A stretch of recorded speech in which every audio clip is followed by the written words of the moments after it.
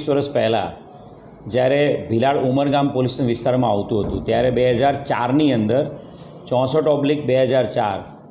એક arms act with ધાડનો ગુનો દાખલ કરવામાં આવ્યો હતો, જેમાં 4થી વધુ આરોપીઓ સંડોવાયેલા હતા. આ ગુનાના કામે છેલ્લા ઘણા સમયથી અલગ અલગ 4થી વધુ આરોપીઓ નાસ્તા ફરતા હતા. આ આરોપીઓ જે છે 4, એમાંથી 2 આરોપીને આજથી 3 મહિના પહેલાં એસઓજી પોલીસને પકડી પાડવામાં સફળતા મળી હતી અને ભીલાડના પીએસઆઈ રોહિત ડોડિયા એમણે જે જૂના જે 2 આરોપી પકડાયેલા હતા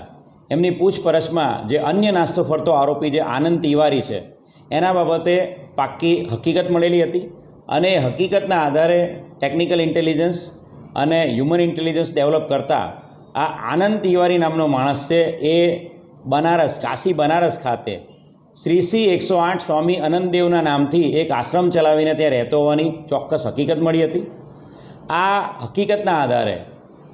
તાત્કાલિક ભીલાડ પોલીસ સ્ટેશનના 4 કોન્સ્ટેબલો ખાનગી કપડામાં ચિંતામણ, નીતિન, નિલેશ અને ભરત, આ 4 જે ભીલાડ પોલીસ સ્ટેશનના હેડ કોન્સ્ટેબલ અને કોન્સ્ટેબલ છે એ 4 જણની ટીમ અહીંયાથી કાશી બનારસ રવાના થઈ હતી. સતત 3 થી 4 દિવસ સુધી એ લોકોએ ત્યાંના વિસ્તારના કાશી બનારસના લોકોની જેમ ત્યાં જે દર્શન કરવા અને ત્યાં જે લોકો આવે છે એમની જેમ ગમછા પહેરીને સાદા કપડામાં, સાદા ચપ્પલમાં દાઢી વધારીને એ લોકો 3-4 દિવસ ત્યાં રોકાયા હતા. અને આ સ્વામી આનંદદેવ છે જે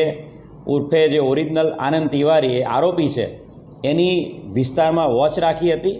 અને ચોક્કસ હકીકત આધારે એ આરોપી જે છે આનંદ તિવારી એને પકડી પાડવામાં ખૂબ મોટી સફળતા મળી છે. ધાડ વિથ આર્મ્સ એક્ટના ગુનામાં 21 વર્ષથી નાસ્તો ફરતો આનંદ તિવારી જે ખોટી સ્વામી તરીકેની, સાધુ તરીકેની શ્રી 108 આનંદદેવની ઓળખ આપીને જે કાશી બનારસમાં રહેતો હતો એને બનારસથી લાવીને કાયદેસરની કાર્યવાહી અત્યારે હાથ ધરવામાં આવી છે. જે આરોપી પકડાયો છે આપણે ત્યાં 21 વર્ષ જૂના ગુનામાં વોન્ટેડ આરોપી પકડાયો છે. એટલે 21 વર્ષ દરમિયાન એનો કોઈ બીજો ગુનાહિત ઇતિહાસ એ ICGS પોર્ટલ ઈ ગુજકો પર પણ ચેક કરવામાં આવશે. સાથે સાથે આ વ્યક્તિ જે છે